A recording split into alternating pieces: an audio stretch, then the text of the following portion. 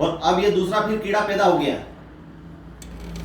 जब इसकी उम्र हो गई है 60, 70 साल, 80 साल का होना आया, अभी तक उसको अक्ल नहीं आई है।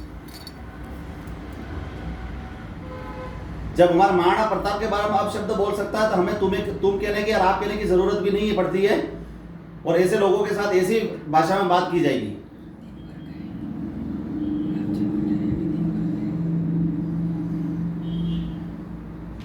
अब पता पड़ जाएगा उनको तो किस साथ में जो बोले जा रहे हैं ना, ये आरएसएस की भाषा नहीं है, ये व्यक्तिगत भाषा है। और जिस तरीके से बोल रहे हैं वो बहुत गलत बात बोल रहे हैं। और करणी सेना की ताकत का पता नहीं चला उनको अभी तक। श्री राजपूत करणी सेना ने उनको धूल चटा दी थी या राजस्थान में, एमपी में और छत्तीसगढ़ में। और इस विधानसभा के लिए तीनों सीटें भी हारने की कोशिश में है, करवाना चाह रही है, हराना। और पक्का हारना जरूरी है। अब इनके लिए सीटें, तीनों सीटों पे इनको हराना बहुत जरूरी है। मैं आपको फिर बता देना चाहता हूं, अगर राजपूती खून रगों में है तो तीनों सीटों पे, जहां पे तीनों विधानसभा में राजपूत हैं, तो इनकी औकात दिखा दो इनको। बीजेपी वालों को पता पड़ जाना चाहिए कि क्या है राजपूत। हम भारतीय जनता पार्टी का बहुत सपोर्ट किया है, पर ये राजपूत समाज के लिए क्या किया है? अरे बावली पुल, तुमने कुछ नहीं किया तो कोई बात नहीं, कम से कम हमारे महापुरुषों का अपमान तो मत करो। जिस तरह से अपमान हम बार बार सहन कर रहे हैं, इसका मतलब यह नहीं है। बाज आ जाओ अपनी आदतों से। फिर वोटों की राजनीति के चक्कर में कहीं पीट पीट के मारा जाओगे हमारे हाथों से। और हमें लगता है कि वाकई अब तुमके जूते पड़ने चाहिए, चाहे कुछ भी हो जाए। तो तुम जूते के लायक ही हो, काय के नेता हो तुम। सिर्फ तुम्हारे घर भर है, तुमने किस समाज का भला कर दिया आज दिन तक? अपनी राजनीतिक रोटियां सेकने के लिए किसी भी महापुरुष का अपमान करते हो? शर्म आनी चाहिए तुम लोगों को। और गुलाबचंद कटारिया जी, मैं आपको कह देना चाहता हूं, अगर आप में हिम्मत है तो फेस टू फेस कर लीजिए मेरे से, देख लेते हैं तुम्हारे में कितना पावर है। 4 बॉडीगार्ड रख लेते, पुलिस वाले गार्ड रख के अपनी सिक्योरिटी बता देते हो। अकेले निकल के बता दो बाजार के अंदर, तुम पता लग जाएगा तुम्हारे को कि तुम कितने पावर में हो नहीं हो। ऊपर वाले से डरा करो कम से कम, क्या बोल रहे हो किसके बारे में,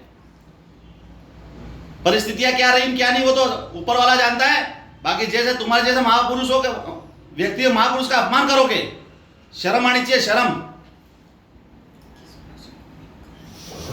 और आपके जो है ना ऊपर फतेह सागर में, वहां डूब के मर जाओ, इससे तो बढ़िया रहेगा।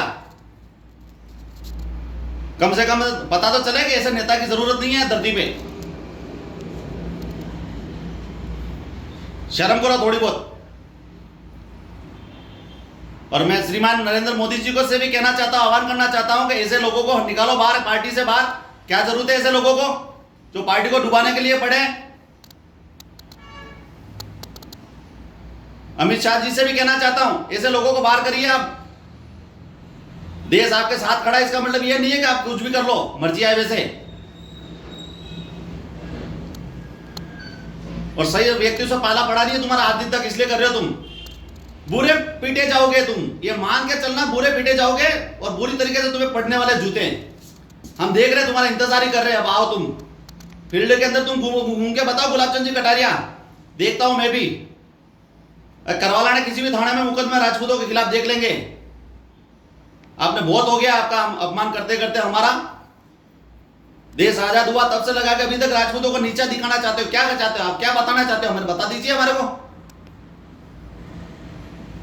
562 रियासतें दी थी तब जाके तुम्हारे देश बना था, ये पता भी नहीं है। जमीनें दी हम लोगों ने, पैसा दिया तब जाके स्वतंत्र सेनानी ने बलिदान दिया था, तब जाके नीचा दिखाना चाह रहे हो ना। पता हमारे को। अब आइए आप मैदान में, आमना सामना होगा तब पता पड़ेगा कहीं शेर से पाला पड़ा आज दिन तक। बहुत हो गया तुम्हारा नाटक। श्री राजपूत करणी सेना क्या है आपको दिखा दिया जाएगा। और तीनों सीटों पे अब खुल के हम विरोध में उतरेंगे तुम्हारा। अब पता पड़ेगा तुम्हारे को कि कैसे सीटें जीती जाती है। वोट चाहिए तो भीख मांगने के, तो भीख मांगने के लिए आ जाते हो मैदान के अंदर, भीख मांग रहे हो। और जीतने के बाद मेरे महाराणा प्रताप का अपमान कर रहे हो, शर्म नहीं आती है? उसी महाराणा प्रताप के नाम पे तो तुम वहां उदयपुर में रोटियां सेक रहे हो। तुमको पहचानता कौन था? जब मेवाड़ की धरती से आए, मेवाड़ की धरती से आए, तुम किस धरती पे रहने लायक भी नहीं हो।